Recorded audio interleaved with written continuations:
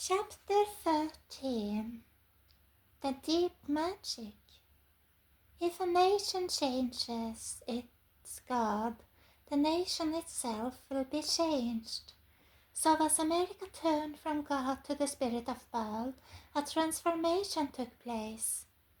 The ancient God began working his deep magic and set in motion the paganization of American and Western civilization.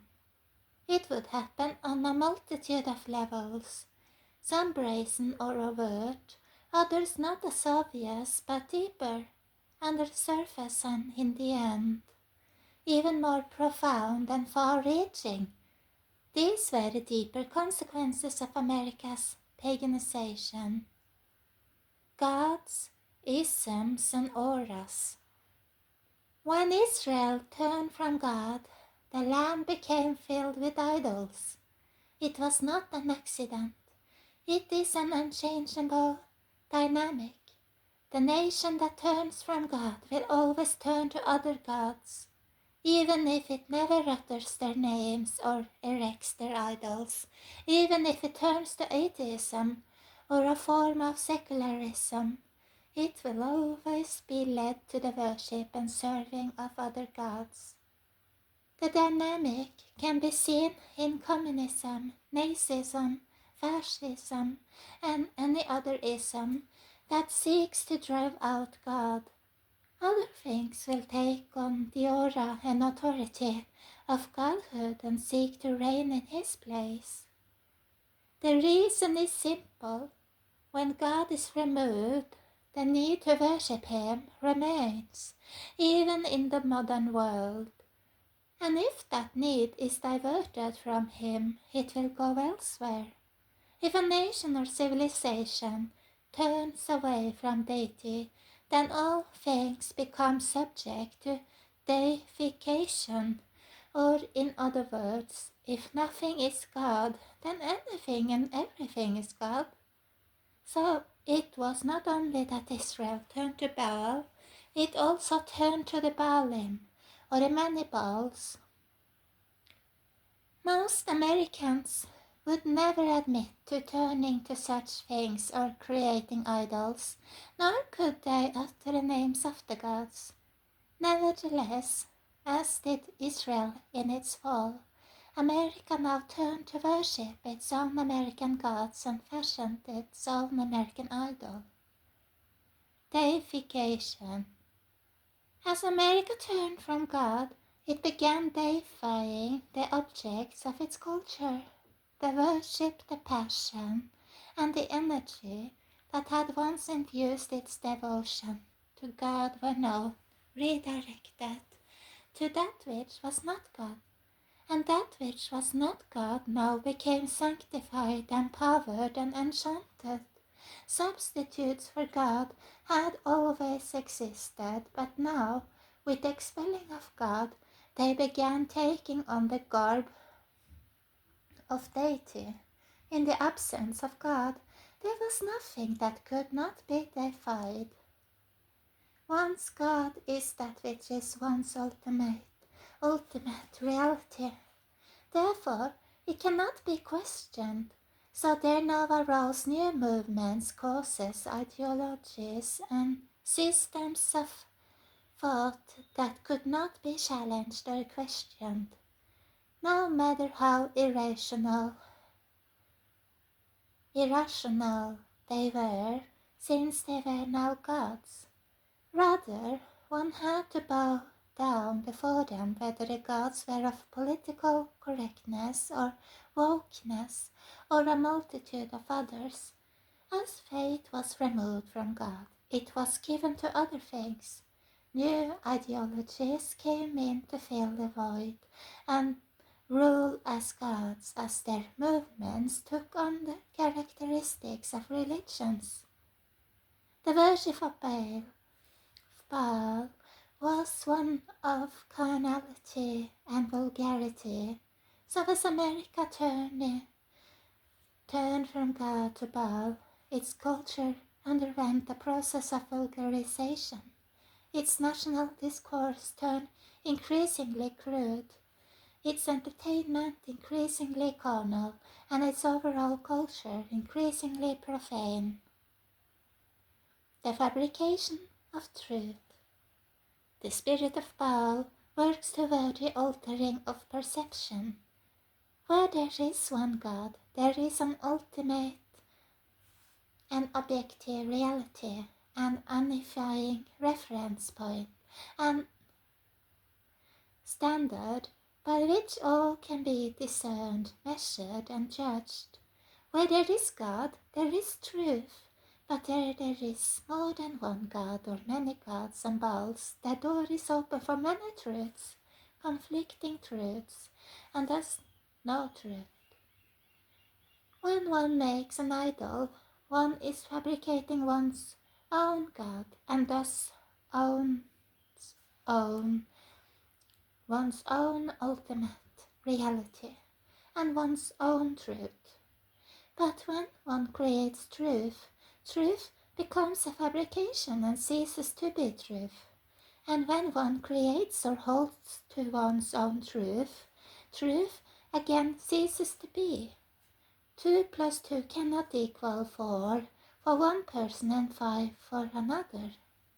So one of the signs of Baal's subversion of a culture is that the culture will turn away from objectivity to subjectivity. And so as American Western civilization turned away from God, they began undergoing a process of subjectification. As they moved away from the truth, they moved away from the concept of truth itself, that there was any truth to begin with. The transformation affected language. Truth was now what was true for the individual. If a man believed he was not himself, but was someone or something other than what he was, a child, a woman, a leopard, or a tree, there was no ultimate or absolute truth or any truth. No objective reality to contradict his own personal truth. And if one's personal truth contradicted reality, then it was reality that would have to be bent into conformity. The overturner. And so, without God, there was no more truth and fact, no more reality. Words were now redefined. What was right was not wrong.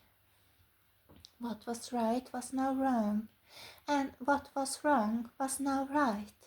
Values were altered, people were altered, and reality was forced to bend its knee before the new idols, or else become the clay to be molded into the image of the new gods.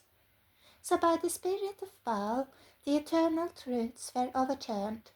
Values and standards that had stood for thousands of years were now discarded with a single vote of a legislator or a president's executive order, and the foundation stones of Judeo-Christian civilization could now be struck down by a single ruling of the nation's judiciary.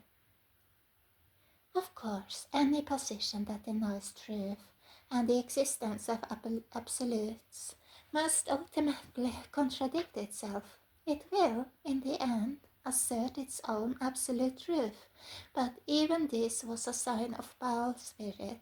It was the other side. If one can turn the absolute truth into what is subjective, then one can turn the subjective into absolute truth. The very act of creating an idol or a god is to forge out of nothing a new absolute.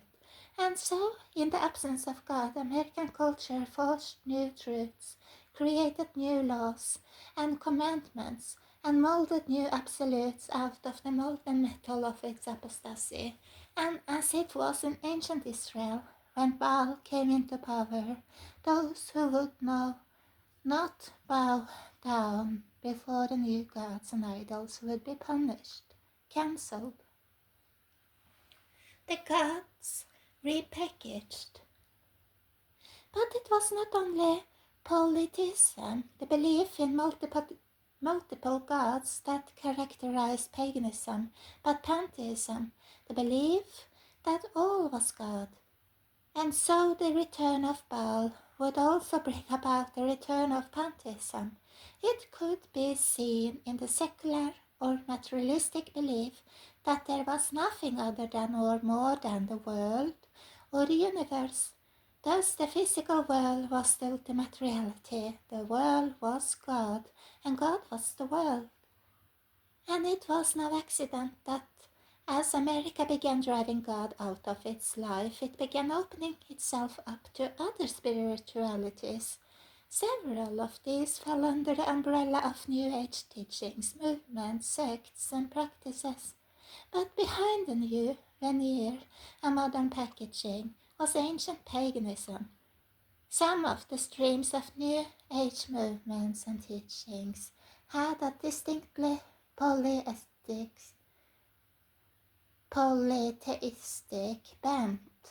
Some involved the conjuring of spirits, others involved the invoking of ancient gods and goddesses, but other streams were distinctly pantheistic.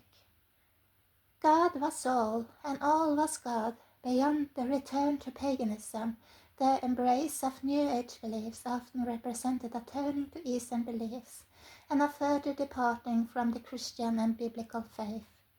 But it was the more imperceptible penetration of pantheism into American and Western culture and consciousness that would prove to be more profound and pivotal. Even those who saw themselves as Christian were often unwittingly affected, as their thinking and perceptions were subtly altered. Worshipping Gaia, Baal led Israel into the worship of nature, so it is no accident that it was at this time. I will read again. So it is no accident that it was at this same time of apostasy and the spirit of Baal that American and Western civilization began to embrace the worship of nature. Nature was no longer a gift from God to be stewarded.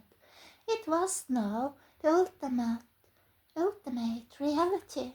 The earth would be christened with the name of the ancient goddess Gaia, and the world would be defied.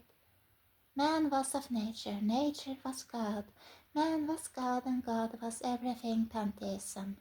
Distinctions were eradicated, and lines were crossed. One of these lines was that between man and animal. These two went back to Baal. The rise of the animal man. As we have seen, Baal was depicted in both human and animal forms. It was typical of paganism in its mythology and imagery to merge form, to mix humans with animals, one species with another. While the Hebrew scripture emphasized uniqueness and distinctions, the pagan world nullified them. So as the spirit of Baal came upon America and the modern world, lines that had never been crossed were now breached, and distinctions that had undergirded society and life were eradicated. Whereas ancient artisans had merged man and animal in images of stone and clay, modern scientists now merge them, but not through molding clay or chiseling stone, but by molding and splicing the genetic code. The distinction between man and animal was increasingly blurred. The offspring of animals could now be given rights and protections that millions of human babies were never afforded, and man was increasingly viewed as something of a glorified animal. It was one of the unvarying effects of Baal and the gods. They degraded all who worshipped them and debased all who served them. The drowning life god. The bending blurring and breaking of distinctions characteristic of the pagan world began seeping into nearly every corner of American culture and life. The distinctions between right and wrong, life and death, the natural and the unnatural, man and woman, God, good and evil. They were now blurring, bending, and breaking. It was all born of the same root, the pagan confusion and merging of the Creator and the creation, God and man. If the world was God and man was one with the world, then man was God. As God, he could nullify reality or create another. He could even recreate himself. He could make the unnatural natural and the natural unnatural. He could alter values, turn right into wrong, evil into good, and good into evil.